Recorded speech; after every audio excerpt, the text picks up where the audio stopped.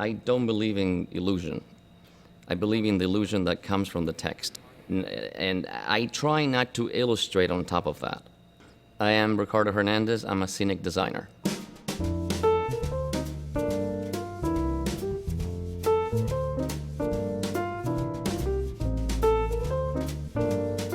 I know this sounds like a contradiction and wrong to say, but I just don't like scenery. What I like is something that has its own visual power that allows the play to happen. I try not to get on top of the play. And I don't believe in that kind of, like proppy decoration. I gravitate to something more based on the big idea and how it's implemented by the actors. I was born in Cuba, but I grew up in Argentina, in Buenos Aires. And my father was an opera singer. When I was a little kid, all I wanted to do was sing opera because I was raised in that world. Then my voice changed. I would say that by the age of 10, I really wanted to pursue a career in set design. One of the operas that I saw when I was a little kid was designed by Ming Cho Lee, who's the head of the design program here at Yale. I think it was my first opera ever, actually. And eventually I just gravitated, finished my undergrad, and I applied to Yale and came to Yale. And then I reminded Ming, my teacher, that I had seen one of his operas in Buenos Aires. And he was shocked. He was like, "Oh, no, that was horrible." It was like, he did not like the production. But I told him, listen, I was a kid and I thought it was the most beautiful thing I'd ever seen. After I graduated, all I wanted to do was opera. But little by little, I started entering the world of musicals. I did Bring in the Noise, Bring in the Funk with George C. Wolfe, and then I did Parade with Hal Prince. It's just how things life led to meeting all these incredible directors. So I'm very fortunate.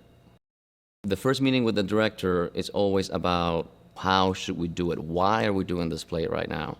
So, little by little, you start formulating this three-dimensional world. And there comes a point in time where you have to, draw it, give it to the shop so they start building. But that process can take up to a year. And once you finalize the set design in model form, it's only the first step.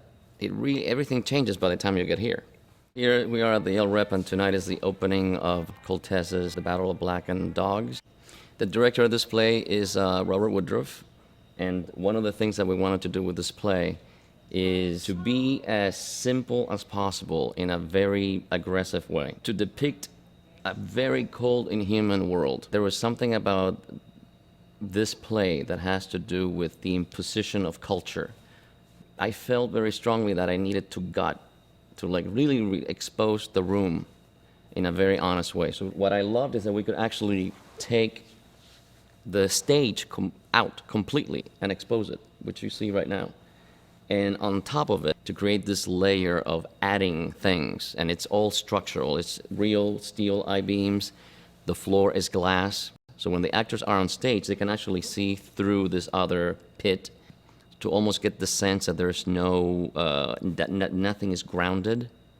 These are lost souls in a very inhuman world. What Robert Woodruff kept talking about, which is very interesting to me, was the notion of light. Characters talking about being outside the light, inside the light.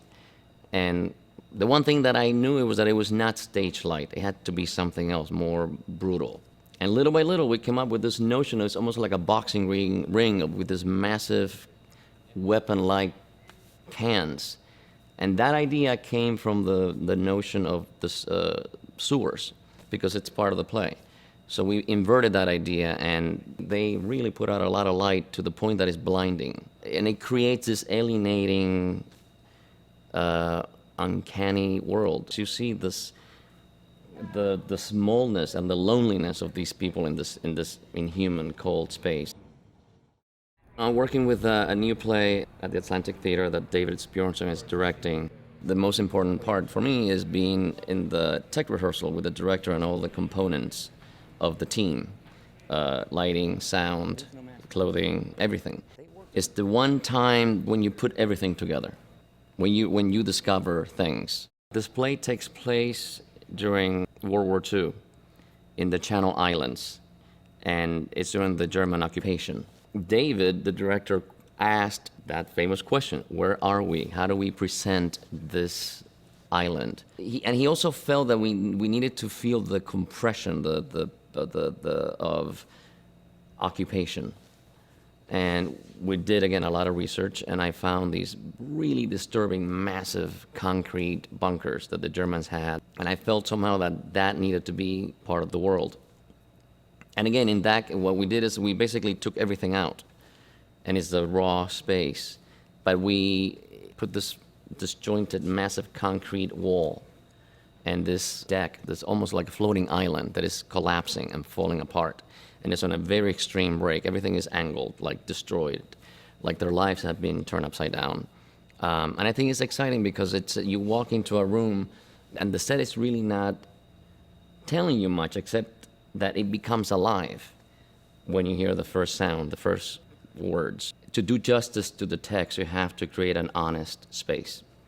And sometimes it's based on architecture, materials, but mostly there's got to be some kind of idea that frames the piece. I love the anxiety that it creates. You know, it's an unknown. It's really terrifying, and you can't preconceive anything.